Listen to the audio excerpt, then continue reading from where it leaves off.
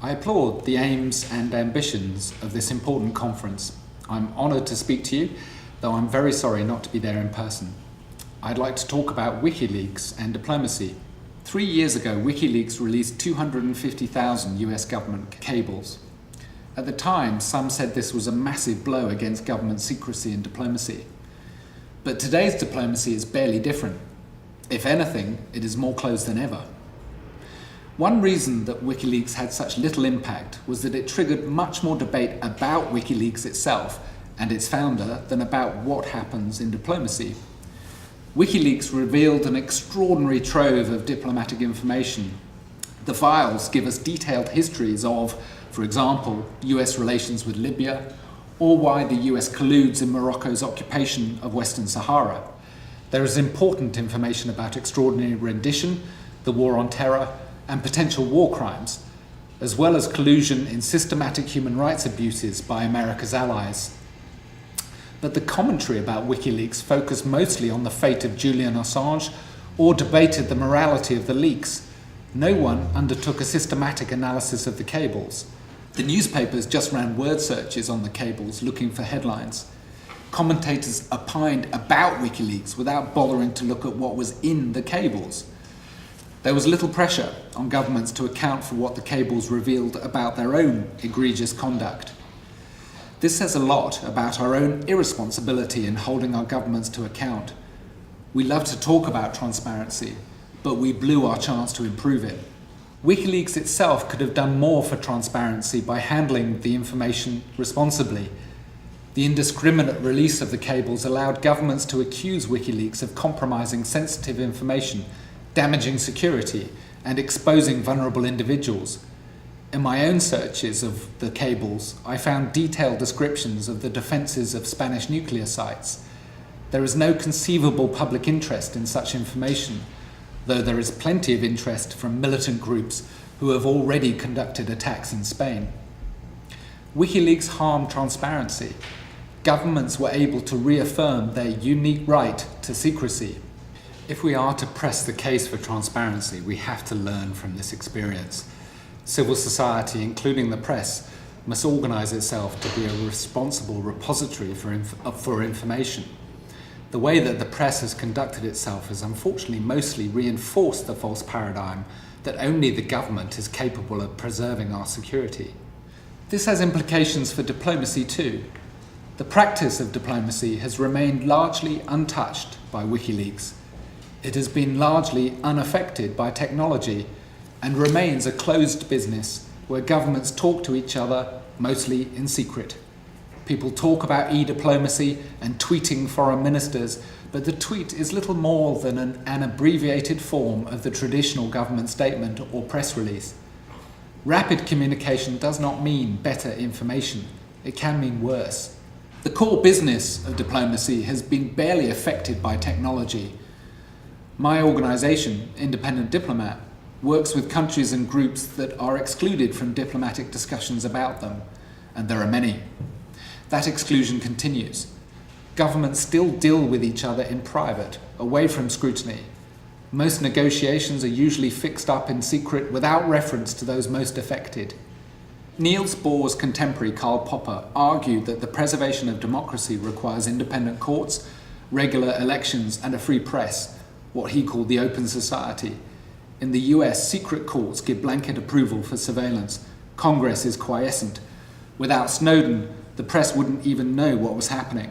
The open society has failed. I saw this firsthand as a British diplomat.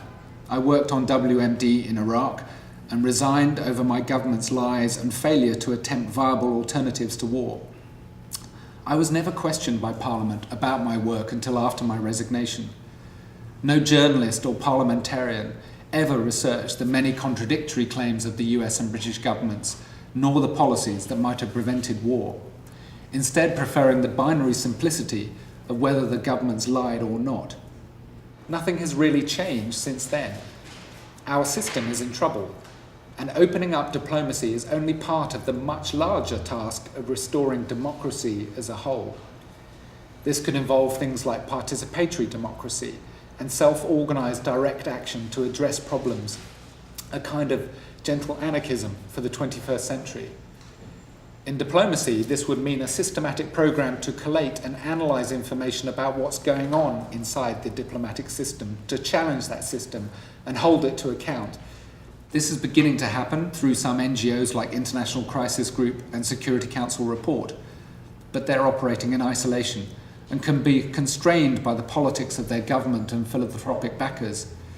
At universities, the industry of teaching international relations should be turned to a new purpose. We need a decentralised but organised network of researchers, academics and NGOs with common standards, contributing to shared and systematic knowledge.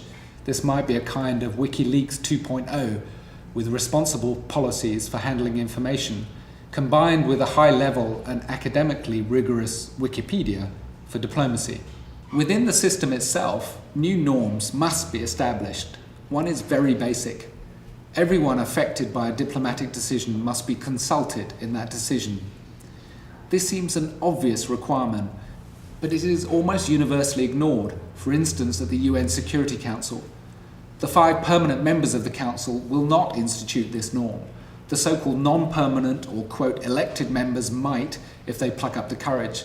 But if they don't, then tactics like a more general boycott of these unrepresentative institutions should be considered.